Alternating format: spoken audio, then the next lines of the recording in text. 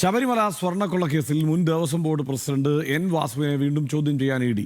ഇന്നലെ നടത്തിയ ചോദ്യം ചെയ്യലിൽ വാസു നൽകിയ മൊഴികളിൽ വ്യക്തത കുറവുണ്ട് എന്നാണ് ഇ ഡി വ്യക്തമാക്കുന്നത്. ഉണ്ണികൃഷ്ണൻ പോറ്റിയുമായുള്ള വാസുവിന്റെ ബന്ധത്തിൽ കൂടുതൽ ചോദ്യം ചെയ്യൽ ആവശ്യമാണ്.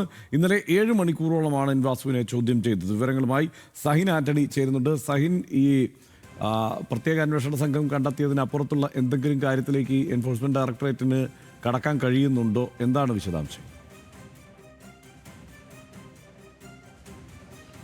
ഗുഡ് മോർണിംഗ് ഹർഷൻ, ഇന്നലെ ഹർഷൻ സൂചിപ്പിച്ചതുപോലെ തന്നെ 7 മണിക്കൂറായിരുന്നു എൻ വാസുവിനെ എൻഫോഴ്സ്മെന്റ് ഡയറക്ടറേറ്റ് ചോദ്യം ചെയ്തത്. ഈ ചോദ്യം ചെയ്യലിൽ എൻ വാസുവിൽ നിന്ന് ലഭിച്ചിരിക്കുന്ന മറുപടികളിൽ പലതും തങ്ങൾക്ക് വ്യക്തമല്ല, അല്ലെങ്കിൽ അതിലൊരു വ്യക്തതയില്ല എന്നാണ് എൻഫോഴ്സ്മെന്റ് ഡയറക്ടറേറ്റ് സൂചിപ്പിക്കുന്നത്. കാരണം ഇതിൽ പൂശിയതിന് ശേഷം, പാളികളിൽ പൂശിയതിന് ശേഷം ബാക്കിയുള്ള സ്വർണം അത് പോറ്റിയുടെ പക്കൽ തന്നെ ഉണ്ടെന്ന് എൻ വാസുവിന് അറിയാമായിരുന്നു. പക്ഷെ അത് തിരികെ വാങ്ങുവാനോ അല്ലെങ്കിൽ അത് ചോദ്യം ചെയ്യുവാനോ എൻ വാസു തയ്യാറായില്ല എന്നുള്ളതാണ് എൻഫോഴ്സ്മെന്റ് ഡയറക്ടറേറ്റ് സൂചിപ്പിക്കുന്നത്.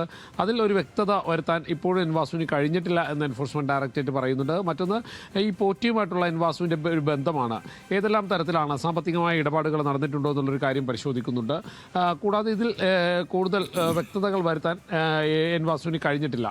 അപ്പോൾ അക്കാര്യമെല്ലാം എൻഫോഴ്സ്മെന്റ് ഡയറക്ടറേറ്റിന് വീണ്ടും പരിശോധിക്കേണ്ടതുണ്ട്. അതുകൊണ്ട് തന്നെയാണ് എൻ വാസുവിനെ വീണ്ടും ചോദ്യം ചെയ്യാൻ എൻഫോഴ്സ്മെന്റ് ഡയറക്ടറേറ്റ് തീരുമാനിച്ചിരിക്കുന്നത്. ഇന്നലെ 7 മണിക്കൂറോളം ചോദ്യം ചെയ്തെങ്കിലും പല കാര്യങ്ങൾക്കും അദ്ദേഹത്തിന് കൃത്യമായി മറുപടി പറയാൻ കഴിഞ്ഞില്ല എന്നുള്ളതാണ് മനസ്സിലാക്കുന്നതും.